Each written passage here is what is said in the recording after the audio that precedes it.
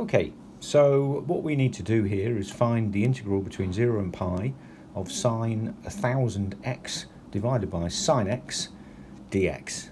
Now, there are actually two ways of doing this, one of which is requiring minimal amount of maths but a good deal of understanding of symmetry, and the other one is by using integration by reduction.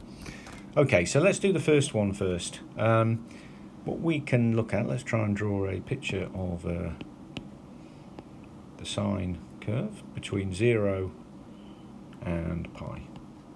So that is sine x between 0 and pi, which is, of course, this bottom bit here. That is always positive. Now let's draw in yellow sine of 2x.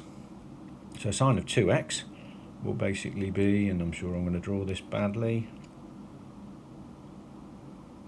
like that. So that's sine of 2x.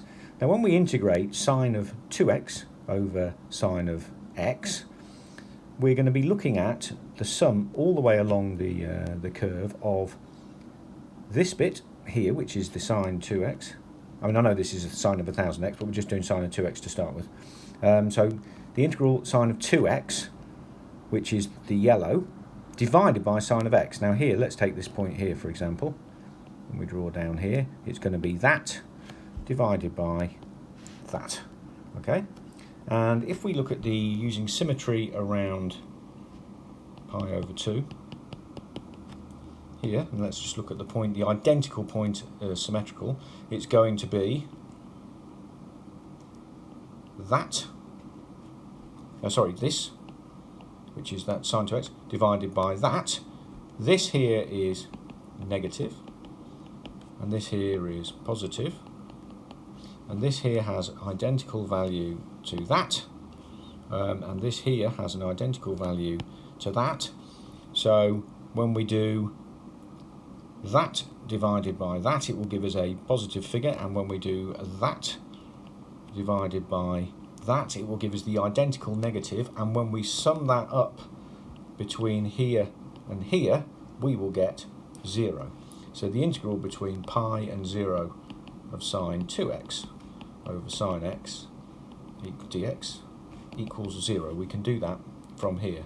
Now let's just, and the question isn't sine 2x, but I just thought I'd do that so it makes it a little bit clearer what we're doing. So let's try and do another graph. Again, here is sine of x, and you'll begin to see a pattern in a minute. So there's a pi, and here's 0, that's sine of x, and again here's pi over 2. And let's draw sine of 4x. So sine 4x is going to basically be, and again I'm sure I'm going to draw it wrong. Okay, well, that's not too bad. Sine of 4x is that.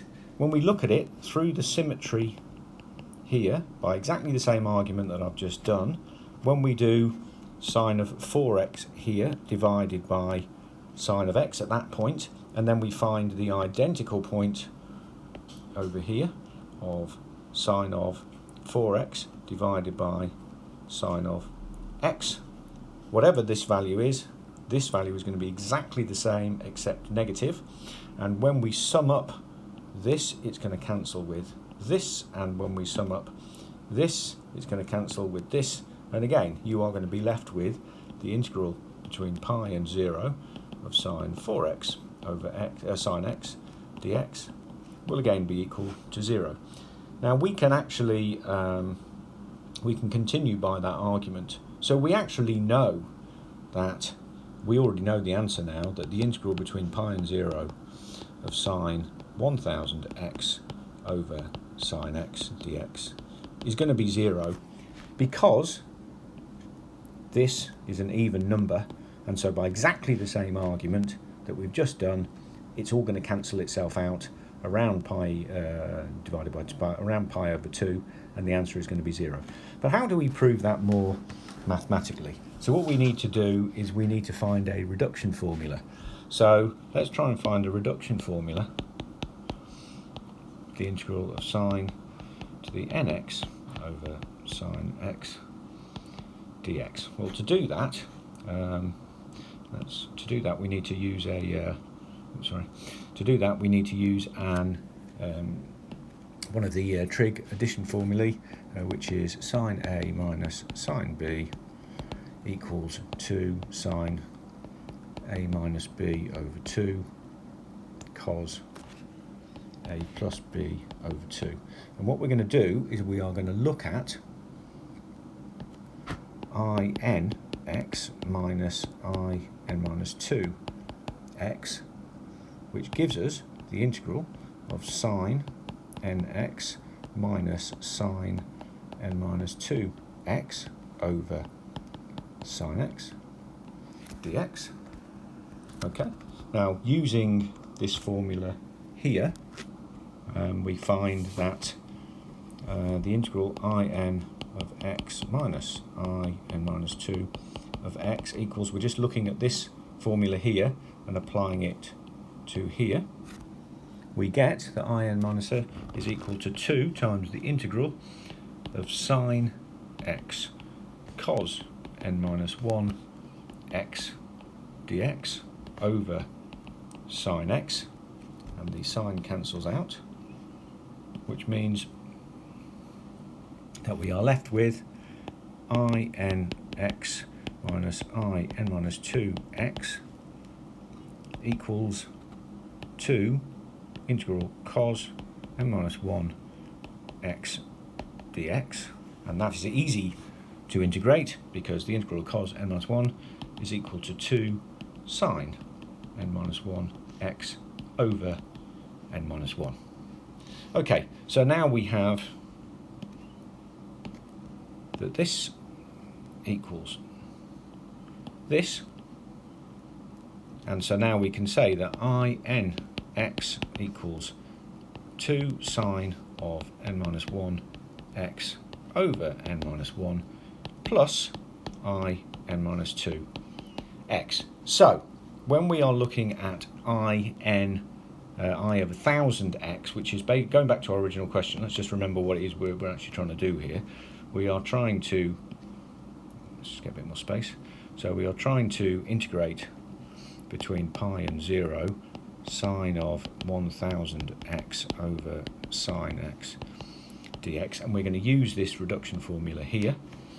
So basically, let's call that, so I 1000x, which is what basically this integration here is, equals 2 sine 999x over 999 add I 998x.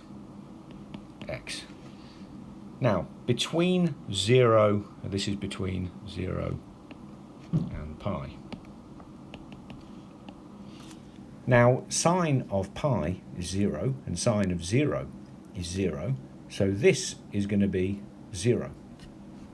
So we're going to find I 1000x equals 0, add I 998x, and when we do use the reduction formula with 998, we are going to find that we are going to have another term like this, which is going to be also 0.